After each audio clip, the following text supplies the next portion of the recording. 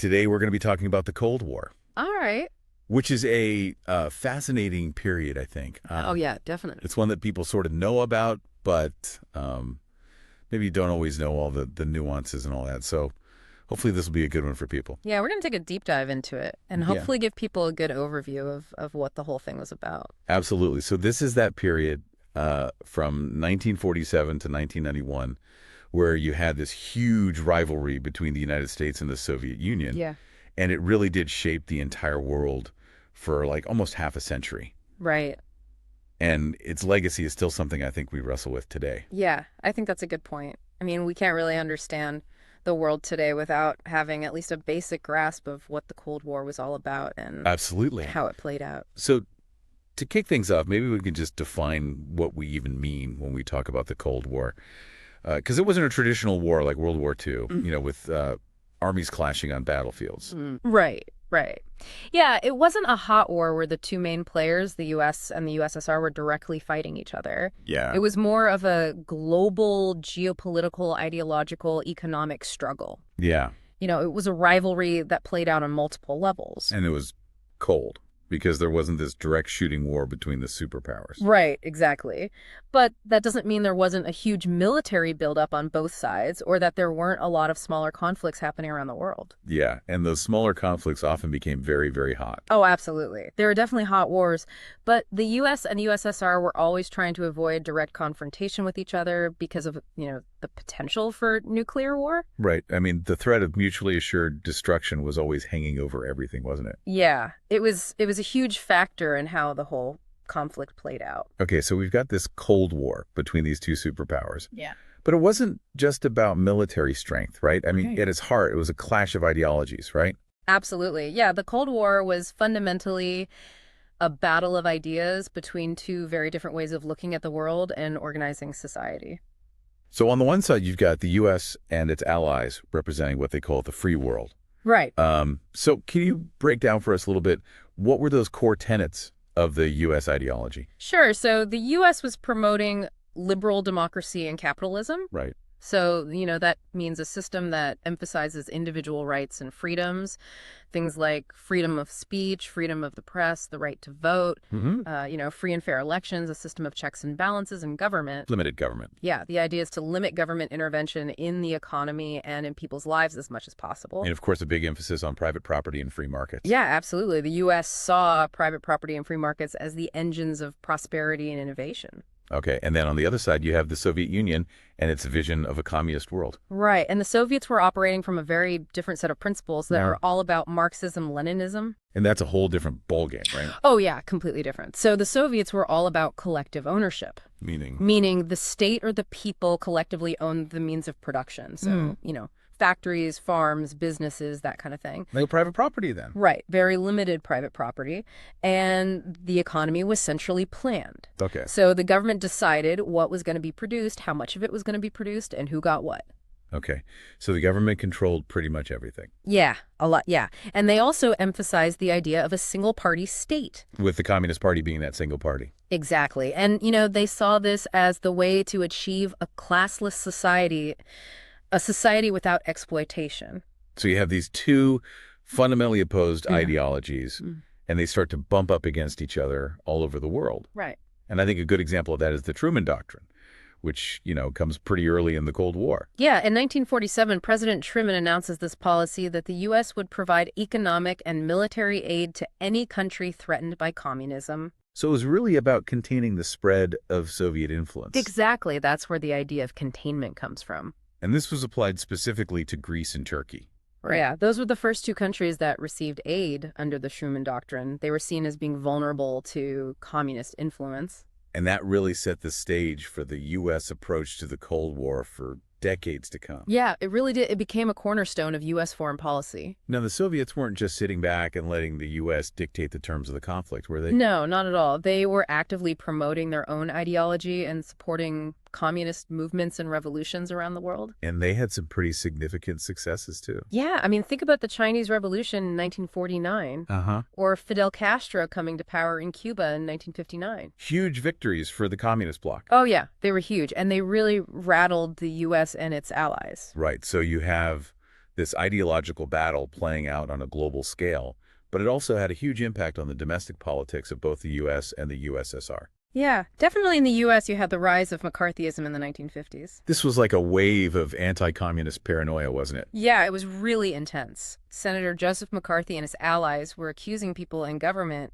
in Hollywood and universities, of being communists or communist sympathizers. And a lot of people's lives were ruined just based on accusations. Right. It was a really dark chapter in American history. Yeah, and the Soviets had their own ways of dealing with dissent, didn't they? Oh, yeah, absolutely. They had a long history of political repression. I mean, Stalin's purges in the 1930s were horrific. Yeah, millions of people were killed or sent to labor camps just for being perceived as enemies of the state.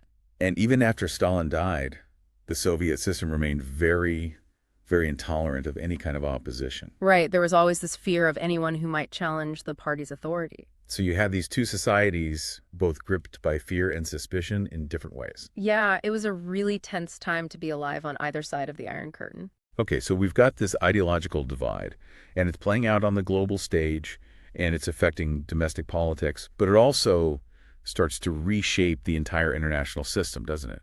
Yeah, the Cold War really led to the formation of these two opposing blocs. And that division is reflected in the creation of NATO and the Warsaw Pact.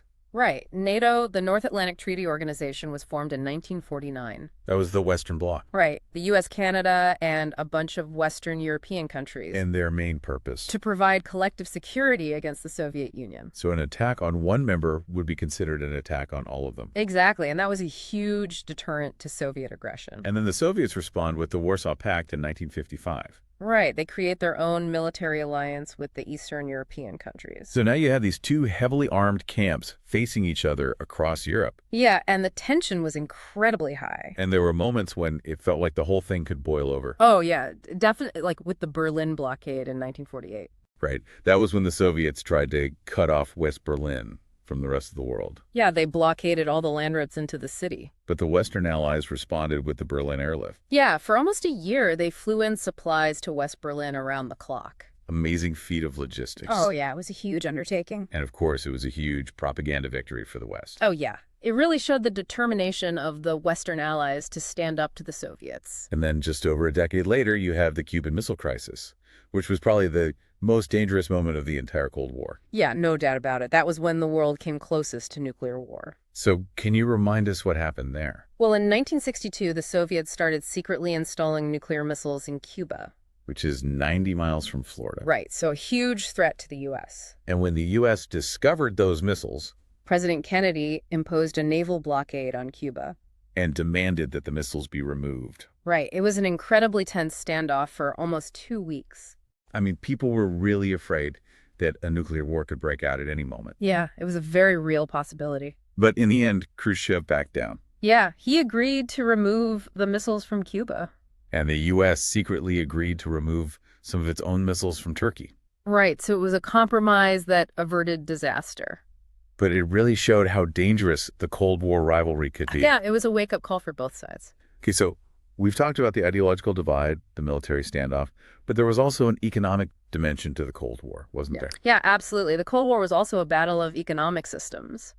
So on the one side, you have the U.S. promoting capitalism and free trade. Right. And they put a lot of effort into rebuilding Western Europe after World War II through the Marshall Plan. Which was basically a huge aid package. Yeah, billions of dollars poured into Western Europe to help them rebuild their economies and to prevent the spread of communism. And it was very successful, wasn't it? Yeah, it really helped to boost the economies of Western Europe and to solidify their alliance with the U.S. The Soviets, of course, had their own economic system. Right. They had a centrally planned economy. And they tried to create their own version of an economic bloc with Comecon. Yeah, the Council for Mutual Economic Assistance, which was basically their answer to the Marshall Plan. But it wasn't nearly as successful, was it? No, it wasn't. The Soviet economy was plagued by inefficiency and shortages. So the economic competition was another area where the West had a clear advantage. Yeah, I think that's fair to say. Now, one of the defining features of the Cold War was the way it played out through these proxy wars. Right. Those were conflicts where the superpowers supported opposing sides but didn't directly fight each other. And those proxy wars often had a huge human cost. Yeah, absolutely. They were devastating for the countries involved. A prime example is the Korean War, which started in 1950, Right, that was when communist North Korea invaded South Korea. and the U.S. intervened on behalf of South Korea. Right, and the Soviets and Chinese backed North Korea. So it became this huge international conflict. Yeah, and it lasted for 3 years and resulted in millions of casualties. And in the end, Korea remained divided. Right, with a heavily fortified border between North and South Korea. And then you have the Vietnam War, which was another incredibly costly proxy war. Yeah, that one dragged on for almost 2 decades. And it really divided American society. Yeah, it was a very controversial war, and it ultimately ended in defeat for the U.S. Right, and the Soviets also had their own Vietnam and Afghanistan. Yeah, in 1979, they invaded Afghanistan to prop up a communist government. And they ended up fighting a long and bloody war against the Mujahideen. Who were being supported by the U.S. Right, so it was another example of the superpowers fighting each other indirectly. Yeah, and the Soviet-Afghan War had a huge impact on the Soviet Union. It really drained their resources and contributed to their eventual collapse. Okay, so we've covered a lot of ground here, but to kind of sum things up, what are some of the key takeaways from the Cold War that we should keep in mind today? Well, I think one of the most important lessons is that ideological conflicts can be incredibly dangerous. Right, we have two sides that view the world in fundamentally different ways. It can be very difficult to find common ground. Yeah, and those ideological differences can lead to these proxy wars and other forms of conflict that have a huge human cost. Another key takeaway is the importance of understanding the dangers of nuclear weapons. Yeah, the Cold War really showed us how close we came to destroying ourselves.